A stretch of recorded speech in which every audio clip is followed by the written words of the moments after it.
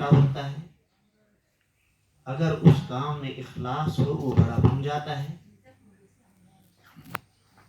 اگر کام بہت بڑا ہو شروع میں، اگر اس میں اخلاص کم ہو تو وہ کمی کی طرف جاتا ہے. آپ نے دیکھا ہوگا ہمارے باغ کشمیر کے مشہور ہیں کہ ان باغوں میں پھل آ جاتے ہیں. کسی درخت پر ریلیشن، کسی پر مہاراجی، کسی پر امریکن، کسی پر طرح طرح کے میوے آتے ہیں.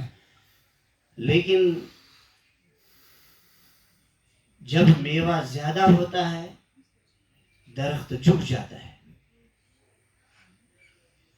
درخت کا جھکنا بتاتا ہے کہ میوے کا بھار بہت زیادہ ہے.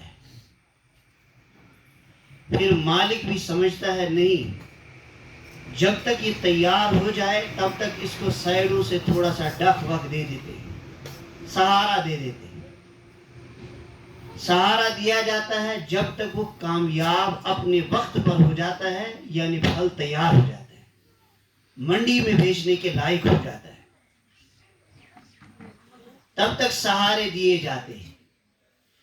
شرط یہ ہے کہ جو باغباں ہو، جس کا وہ باغ ہو، اس کو محنت کا مزاج ہو اور اس کے دل میں یہ تڑپ ہو کہ میرے باغ کا میوہ زیادہ سے زیادہ فروخت ہو جائے اور اس کو زیادہ سے زیادہ قیمت آ جائے اور منڈی میں اس کی رقم زیادہ بن جائے. حضرت محمد رسول اللہ ارشاد فرمایا خیرکم من تعلم القرآن وعلمہ.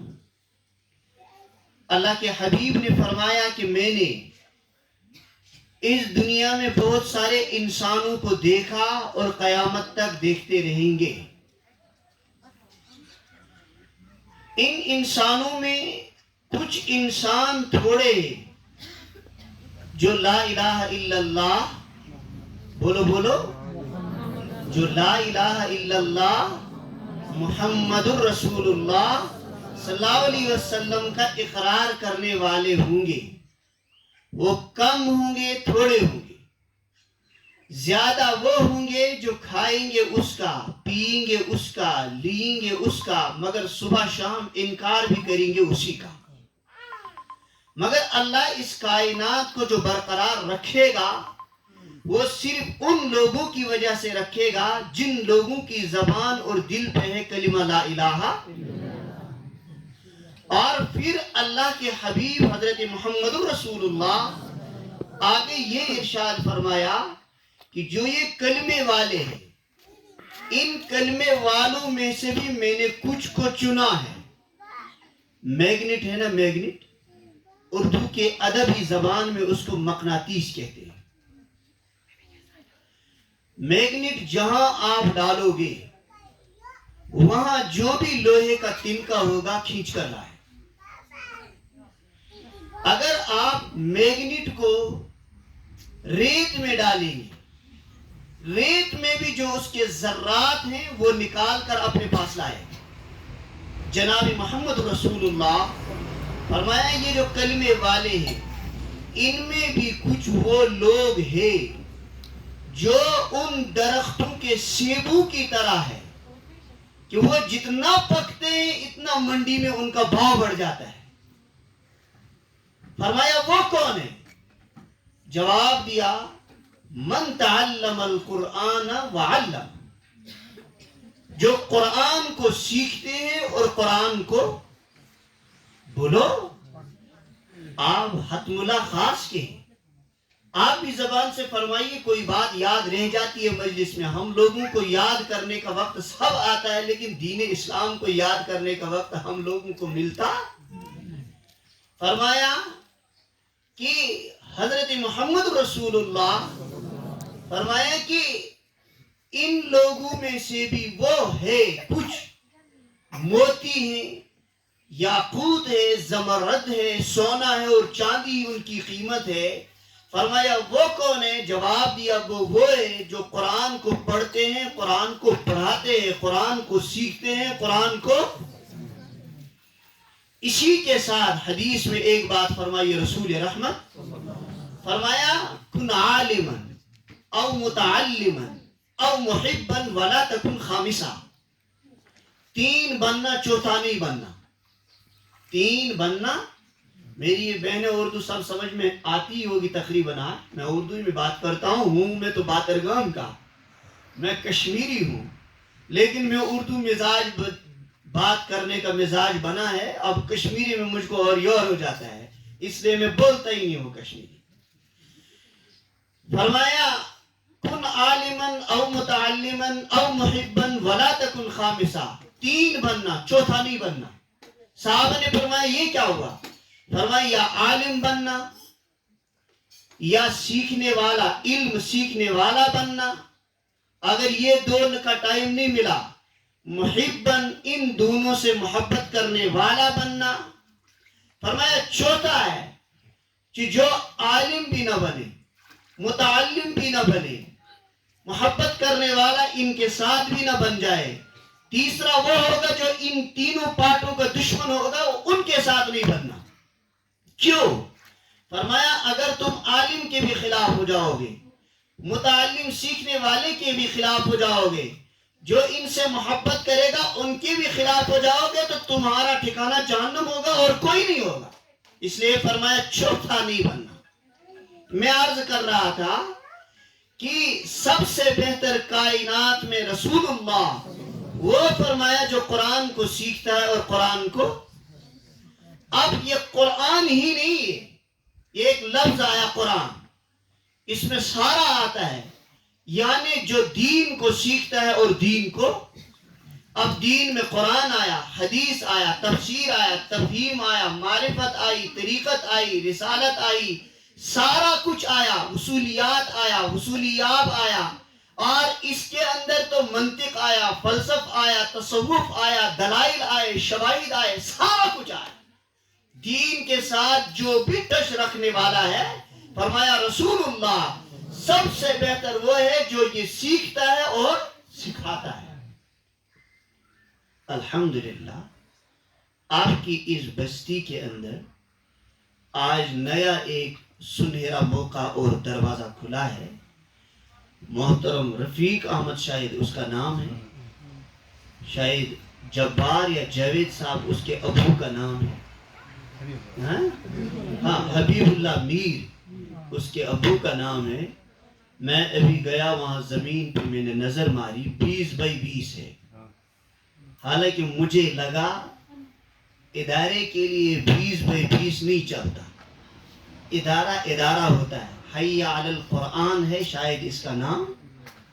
لیکن میں اس بات پر پھر واپس جاؤں، ہر وہ کام جو خلوص کی ذات کے ساتھ شروع کیا جائے، اگر وہ چھوٹا ہی کیوں نہ ہو، لیکن خلوص اخلاص رہا، وہ بڑھ جائے. وہ زمین والا اپنی زمین اور نہیں دے سکتا. میں نے دیکھا کہ اس کو سامنے مکان ہے، لیکن اتنی بات تو ضرور ہے کہ اگر اس جگہ چراغ جلتا ہے، ممکن ہے کہ اس چراغ کی شعاعیں، اس کی لائٹ، اس کی روشنی دور دور تک پھیل جائے گی، اثرات اچھے پھیل جائے گی. ہمارا عزیز ابھی بول رہا تھا ڈرگ حملہ. اگر وہ ڈرگ حملہ ہے جو آج کل کے ہیں، ہم ہتھ مولا والے علم کا حملہ کریں، قرآن کا حملہ کریں، حدیث کا حملہ کریں.